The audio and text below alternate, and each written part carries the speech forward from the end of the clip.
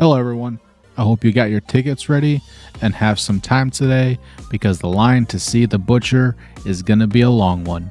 It's Fate, back with another guide video. Today we're gonna be doing Butcher's Canyon. This dungeon does rank up higher on that difficulty scale, however it's not really due to the mechanics, it's more due to the group play that is required to solve them. So hopefully everybody in your group has an understanding. If not, always refer to them to this video. I'd be more than happy to help them out. That way they know the mechanics and can help you get through it as quickly as you can. There's going to be two parts in this dungeon where you need to kill an orc key administrator. Make sure that somebody picks up the key that they drop. You will need that key to operate the elevator at the start and then to lower a drawbridge later. There's going to be mines scattered all across this dungeon. This place is maybe a little too explosive. You'll find out more about that a little later. Now, this is one of the few dungeons where you can avoid a lot of the trash. And by avoid, I really mean avoid fighting them. What you can do is if you have somebody that can push things off of ledges, you can pull all of the monsters close to you on these bridges and then just push them off. And if you push them off in the right spot and there's nothing that they can land on the bottom, they will just die and you don't even have to fight them. Now, the first big mechanic that you have to contend with throughout the entirety of the dungeon, the first boss and also the last boss, involves these little shapeshifter guys. Now, what they will do is they will turn a random player in the party into a sheep that explodes after a couple of seconds. And I don't mean just explode on your party, I mean you explode and die. Doesn't matter if you're a tank, doesn't matter what HP you have, you will die. You can pass around this exploding sheep debuff like some sort of game of hot potato Taliban and just cause complete mayhem in your group. While you're sheep, you can't cast anything, you can't jump, you just run around, either hoping that somebody will take it off of you or just wait for the inevitable, painful, explosive death you will experience. But Fate, what if I don't want to be a Katy Perry song and go out like a firework? Well, the way you solve that is you kill that damn shapeshifter. When he dies, they will drop a blue circle underneath their feet. You simply walk into it as the sheep person and it will remove the sheep off of you and you don't have to deal with it anymore. The first boss. There's two ways to solve this boss. The first way is to ignore everything and then just keep hitting the boss. If you die, that's fine. There's no door to the entrance of the room. You can just run back in and keep hitting him. The second way is the legitimate way, where he will spawn a shapeshifter when you reach a certain HP percentages. You kill the shapeshifter, you run the sheep bomb into the puddle, rinse and repeat until he's dead. I honestly prefer just to nuke him down because after he dies, everything does despawn. Unfortunately, if you do end up with a sheep buff on you, you will just have to die, but that's fine. There's no armor damage in the game or anything like that, and it will res you right in the room where that boss was. Right here, we have that second orc that is carrying that key. Somebody will need to pick that up to lower this drawbridge that is coming up on screen. Coming up is probably the worst trash monster in existence in this game, in my opinion. This orc Shadowmancer.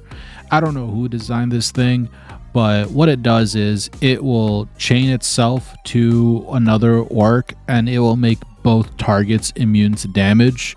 You can CC the Shadowmancer and it will stop that chain. After you clear that bridge, you'll make your way up this hill and there's a whole pack of monsters up here. You can pull everything back to the bridge and try to knock it off, which we've done here for some of it.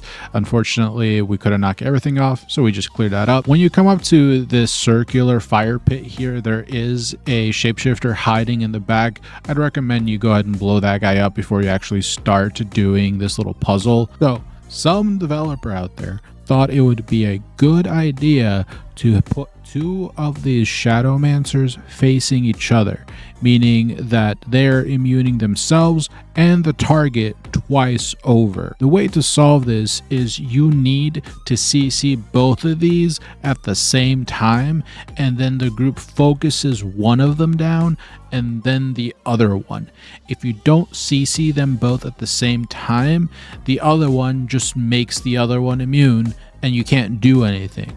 A lot of groups struggle with this. So you do need hard CC. Snares won't work. Also, these two are immune to collision, so you can't knock them back, up, or down. The best way to solve this is if you have a staff user or a wand user, they can sleep or ice tomb one of them, and then your tank or any like great sword or shield, sword and shield user can stun the second one, and you nuke down that second one while the first one is either in that ice block or is asleep. Once you clear that, we have one more bridge encounter with another Shadowmancer, and then it's on to the last boss. Magna will be the final boss of the dungeon. He has 3 minor mechanics and 2 major mechanics. The minor mechanics: just like many other bosses in this game, if the person he isn't aggro to, your tank, isn't in range, he will just start spamming AoE wide attacks. Make sure whoever's tanking him is in melee range. Secondly,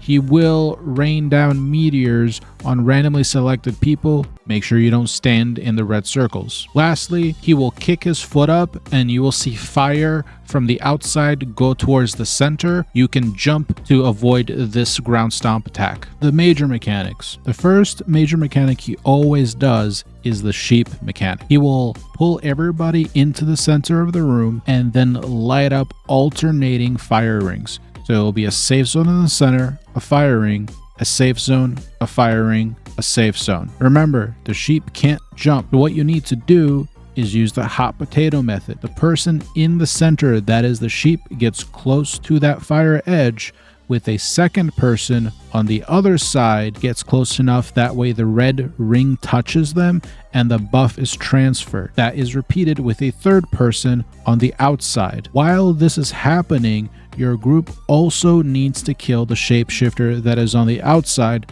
so you can drop that blue puddle so the sheep person can walk into it. Please note, this mechanic does require 3 people because you can't pass the sheep back to the original person that got it as quickly as you need to solve this. For both of these major mechanics, once you're outside of the arena, do not go back in until he's done jumping. He will one-shot you. Also, during the sheep phase, there will be 2 shapeshifters. You only need to decide which one you'll kill. The second major mechanic, he's going to pull the group into the center, doing the alternate fire rings again.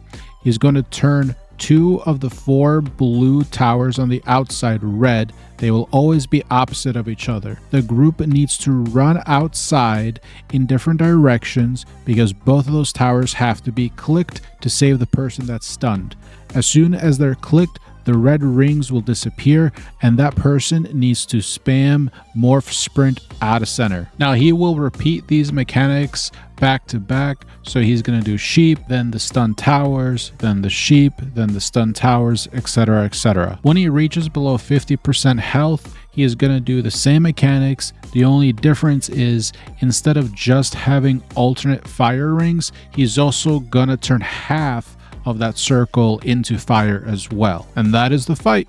You just repeat those mechanics until he dies. So this was your guide to the Butcher's Canyon. Not a bad fight, does take some group coordination, but overall, pretty fun experience. And as always, any kind of feedback you have, go ahead and leave it in the comments. It does help the channel grow and improve. I have been taking some feedback in and changing the way I do some things, so that is very helpful. As always, this was Fate. If you liked the video, leave it a like, and don't forget to subscribe to the channel. Hope you all have a great day, and I'll see you in Throne and Liberty.